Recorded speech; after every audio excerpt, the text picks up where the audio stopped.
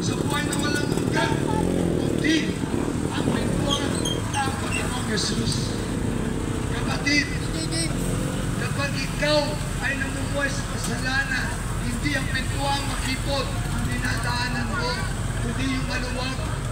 At marami mga tao, akala nila sa buhay nila, easy-easy lang, okay lang, yung buhay na ganito, okay lang yung buhay sa kasalanan. Kapatid, hindi mo alam kung hanggang kailan ka lang sa lupa. Ang pagsisisi sa ating mga kasalanan ay yung habang tayo ay buhay pa, sapagkat kung tayo namatay na, wala na tayong pagkakataon magsisi at mapatawad sa ating mga kasalanan. At marami ngayon nasa impyerno, sising-sisi sila kung bakit hindi sila nagsisi nung sila'y nabubuhay pa sa lupa at hindi sila humingi ng tawad upang sila ay malinis sa kanilang mga kasalanan. Mga kapatid, ito na yung pagkakataon mo upang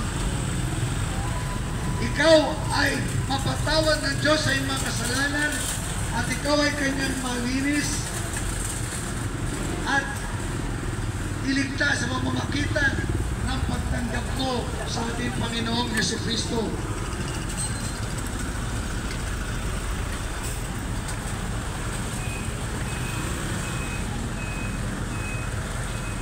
Ang sabi po sa mga gawa,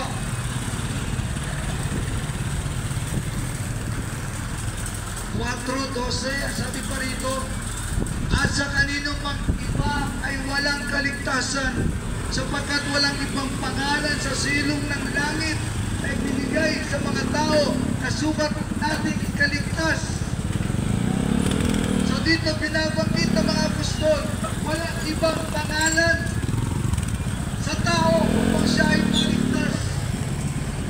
Kapatid, kung hindi si Jesus ang tagapagligtas mo, kapatid, huwag mo sayangin ang effort mo, huwag mo sayangin ang pera mo, huwag mo sayangin ang pagkakataon mo. Sapagkat kung hindi si Jesus ang pangalan ng iyong tagapagligtas, kapatid, isang lugar lang ang pupuntahan mo, impyerno. Imaginin mo yon, nagpakapagod ka sa buhay mo, kung saan ka pupunta, akala mo yun ang tagapagligtas. Alamin mo agad sa umpisa pa lang kung sino ang tagapagligtas doon.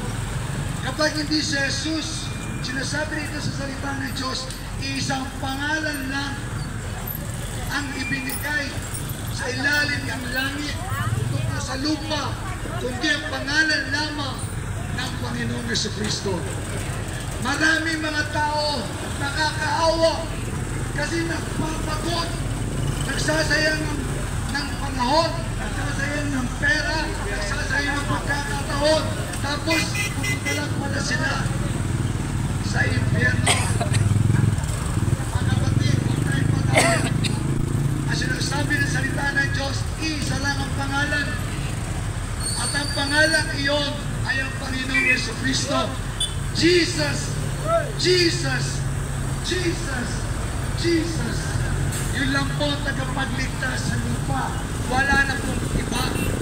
At kapag sa church na dinadalawan mo ngayon ay hindi si Jesus ang itinataas at hindi na binawala na si Jesus ay Diyos na galing sa langit sa lupa. Kapatid, huwag kang magsayang ng oras mo, huwag kang magsayang ng resources mo, sapagkat hindi ka rin maliligtas. Subalit,